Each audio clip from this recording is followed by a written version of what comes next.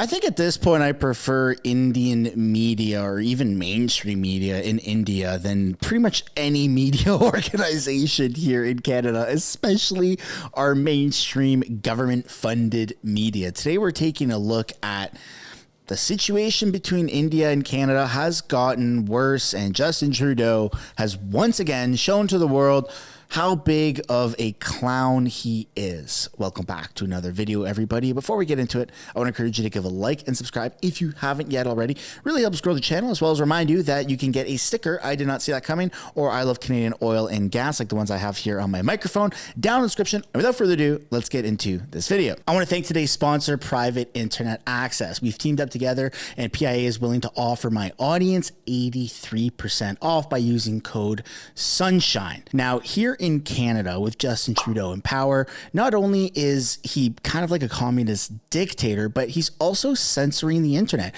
which is why you need a VPN to encrypt yourself and be able to bounce around different geolocations to really mask your not only digital footprint, but to mask your identity, because right now it's hard enough as it is to even get the news. That's right. Bill C-18 prevents users, everyday people such as yourself, myself, from accessing simple information that is our freedom of rights to information here in Canada.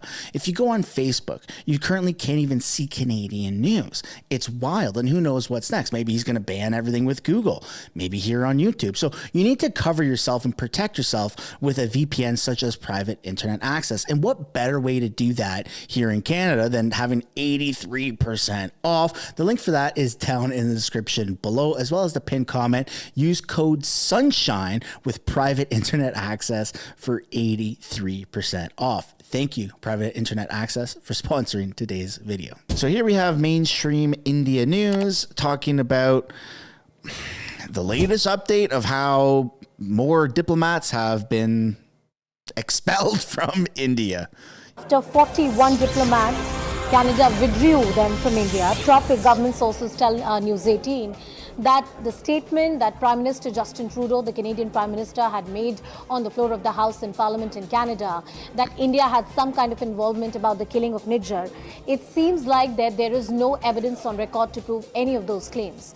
Top sources revealed to near Network 18 that the Indian government actually tried to reach out to the Canadian authorities through back channels and figured out that if there is any evidence and credible evidence that exists on record to prove the claims that were made by Canadian Prime Minister. But it seems like after that political noise that was made and the manner in which it was escalated, it has not been substantiated to that great extent. Anand, no proof on the table to make the claims that were earlier put out with so much, so much loud noises and the kind of stand that Canada had taken. True, and in terms of misinformation or trying to spin the narrative in a different way altogether, we've seen what the Foreign Minister of Canada tried to do, even with the 41 diplomats being asked to be, sent back or recalled. That was the request that was made, and the kind of language that was used tried to insinuate that India was trying to play a diplomatic game here, or trying to be unreasonable, trying to bring forth Vienna Convention, etc. But India has just said parity is what we want. The same number of people there, same number of people here. On the other hand, as far as Hardeep Nijjar, it is interesting that more than 2.5 months has gone by.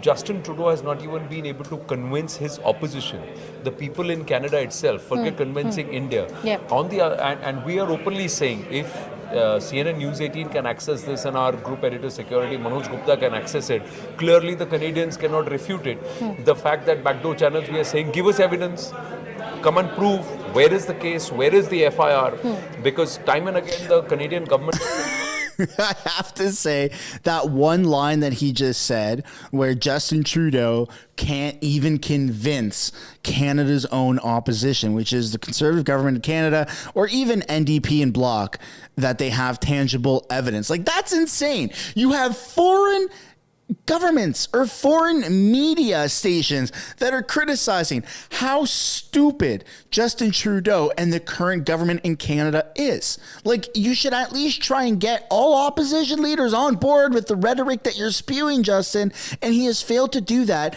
And you don't even have CBC or CTV or any mainstream or global news, any mainstream media organization in Canada saying that. They are there to kiss Justin's ass. They're there to make sure that he gets some sort of positive media attention. So you have to go all the way around the world to freaking India to get the truth about our government from mainstream media. That's insane. That's insanity at its finest. Around and said the Canadian courts will decide. Yeah. But the courts can decide based only on a charge sheet that's been filed. Where is the charge sheet? Does the charge sheet name suspects? Do you have even video proof? Do you have the names of who did it? They don't know. Not just Hardeep Nijjar, they have no clue who killed Ripudaman Singh. That also Ripudaman Singh Malik, 2 years ago it happened, they have no clue. They don't know who killed the Baloch activist in 2020. They have not brought forth the Canada. Canada cops have got no clue, and there is no, it was not even called a criminal death.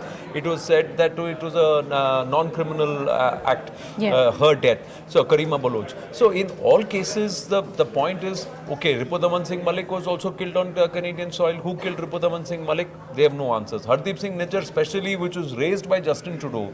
If a prime minister of a country is saying that and making an allegation, and he's ready to drive a diplomatic wedge because of this, then there should be some proof. And if Canada was really serious about acting on it, there should be proof. And even on backdoor channels, if we are repeatedly saying, give us the proof, tell us the evidence, what are the names, who are these people, they've not got any answers. So clearly, somewhere Canada, not just on the back foot, they seem to have committed a huge diplomatic harakiri, and the heat is on them now. The Five Eyes will also turn around and say, give us the evidence. If we have given you intel, you have gone ahead and shared it to the whole world and to the Canadian Parliament, then go ahead and back it with claim and proof. It couldn't be more true. Like, never mind trying to convince the rest of the world. Try and convince Canadians. Try and convince Canadian opposition parties and the Canadian opposition leaders that you have proof. And as he said, show through the back doors. The closed doors doesn't have to be public, but at least Pierre Poilievre should come out and say, I've seen the evidence, and it turns out there is substantial proof. Or, I have seen the evidence, and there is no substantial proof, and Justin is turning this into a partisan issue.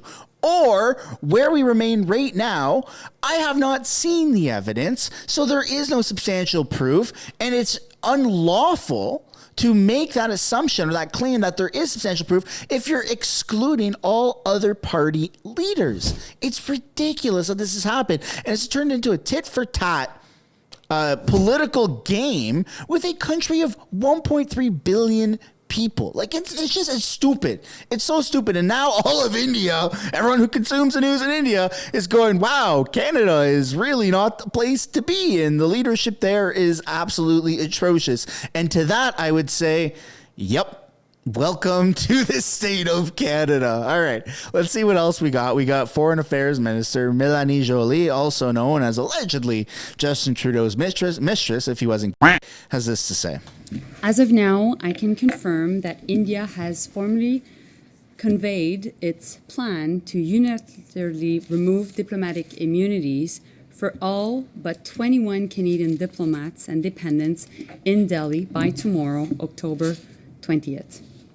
This means 41 Canadian diplomats and their 42 dependents were in danger of having immunity stripped on an arbitrary date, and this would put their personal safety at risk. The safety of Canadians and of our diplomats is always my top concern. Given the implications of India's actions on the safety of our diplomats, we have facilitated their safe departure from India. There's no way that's her real eyes. I think she's wearing contacts specifically for this press conference in order to make her eyes pop more. This is ridiculous. She also wore like World War II attire when she addresses the Ukraine war and the Israel war. Canada is a theatrical country. That's what it's come down to.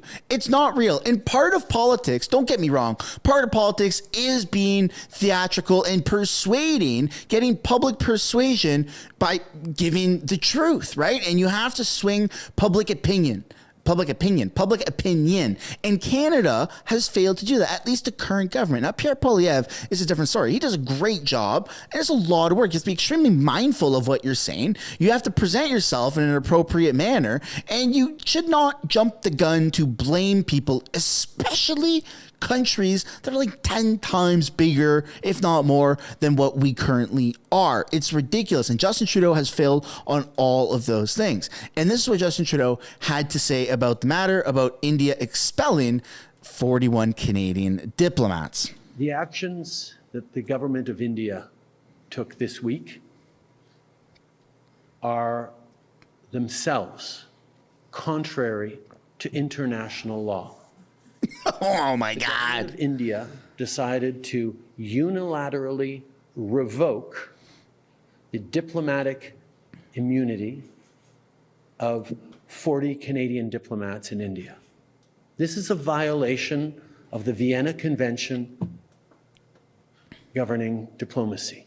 I'm going to cite the exact code in which this violates because I lost a tit-for-tat war. Like, it's just so stupid. You couldn't be more of a sore loser nerd than you are right now, Justin Trudeau. And coming out with your slim fit polo, like, you look exactly how people think you look. Come on, give me a break. I mean, fix your hair, for crying out loud. Justin Trudeau is an embarrassment. He can't even win over the opinion of Canadians. He has lost all confidence. That's why votes for Justin Trudeau or support for Justin Trudeau is at an all-time low. You're about to see Jagmeet, the NDP, a known alleged extremist sympathizer, is about to surpass our blackface Nazi-inviting prime minister.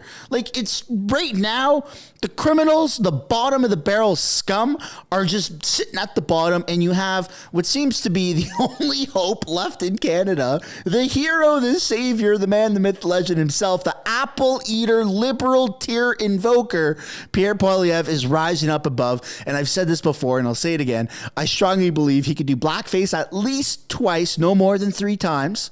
And he could invite at least 2 Nazis, no more than 3, into Parliament and still be ahead of Justin Trudeau in the polls. He is an embarrassment. I'm citing this exact quote. Come on, dude. Come on. You started this. You accused the government. You said you had tangible evidence, and you have failed to prove it to anyone, including opposition party leaders in Canada. It's an embarrassment. You have nothing. You have nothing, and now you're crying wolf. This is them choosing to contravene a very fundamental principle of international law and diplomacy. It is something that all countries in the world should be very worried about.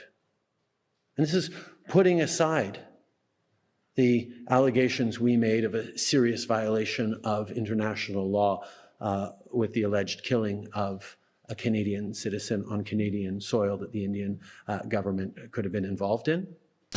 Oh, he's got a retraction. He's backpedaling. The alleged killing of a Canadian citizen on Canadian soil that the Indian government could have. So now he's backpedaling because India's like, you want to go? Let's fucking dance. Let's dance, pretty boy. What are you going to do? Change your pair of socks? Like, it's just ridiculous. He was so stuck in his ways. His feet were cemented to the ground, just as ridiculous as these climate activists cement their hands to the ground to protest. India did it. India's to blame. India, India, India. And I say, well, maybe India was involved. Maybe. I don't know. Who's to say? But it's still wrong what India's doing. Were they involved? Were they not involved? Who knows? It's ridiculous. You're backpedaling because you know you've messed up and you're trying to appeal to Canadians and win public persuasion over. And you know what the funniest part about all this is? Nobody cares. Nobody believes this. There's nobody sitting at home watching this on their phone or on their TV who's saying, oh, Justin has a point. India is so bad and evil and we have to watch out for it. Nobody's saying that. Justin, you lost, buddy. It's over. Like, you're making us wait for an election that you're inevitably going to lose. It's so ridiculous. You're wasting everybody's time on this false hope that you've been convinced by the yes men around you that say, keep going. It's okay. You have a chance. You can do it. He has no chance. None whatsoever.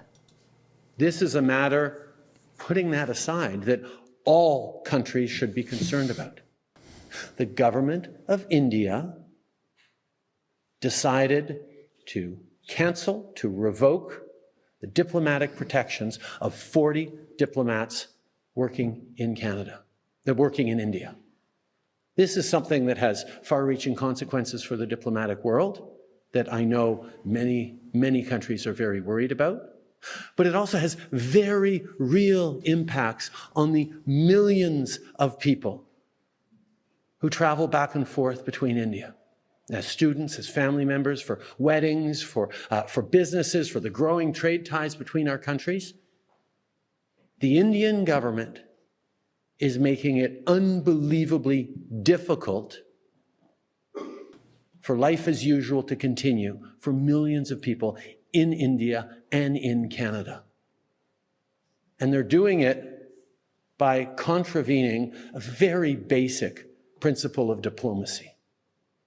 This is something that should concern everyone, but it's something that has me very concerned for the well-being and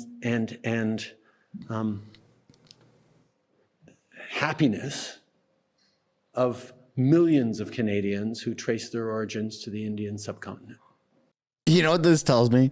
This is telling me that my next vacation, should I ever be able to afford one with the high cost of living in Canada, is going to be to India. Why not? I mean, if Indian government is that willing to go toe to toe with Canada, and if their media is on board and works synonymously with the government, says Trudeau and Canada, they're a bunch of idiots. Trudeau specifically is an idiot and he shouldn't be in power. Then that just makes me want to go there more and support them more, because we don't have enough of that in Canada. We don't have enough accountability by our government-funded media. Like, their job is to report on the facts, and to get the facts about Canada, sure, you can rely on this YouTube channel and others like it, but you can't rely on our own media here. That's how bad, that's how big of a banana republic Canada has turned into.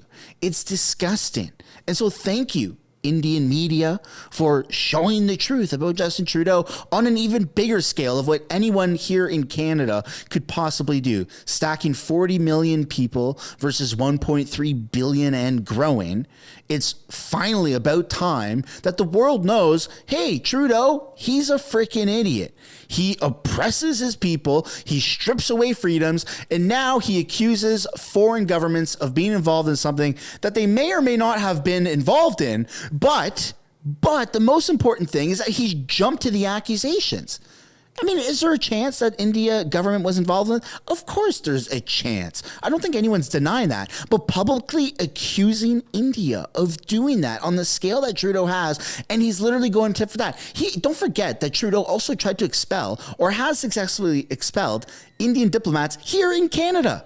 So he's trying to retaliate, and he's losing because India is bigger, more successful, has more resources, and knows how to get under Justin Trudeau's skin. So he's trying to do exactly what India's doing to us, but they're doing it better. And Trudeau's sitting here twiddling his thumbs, scrolling through YouTube, and he's just hating his life because he knows that he's losing all support.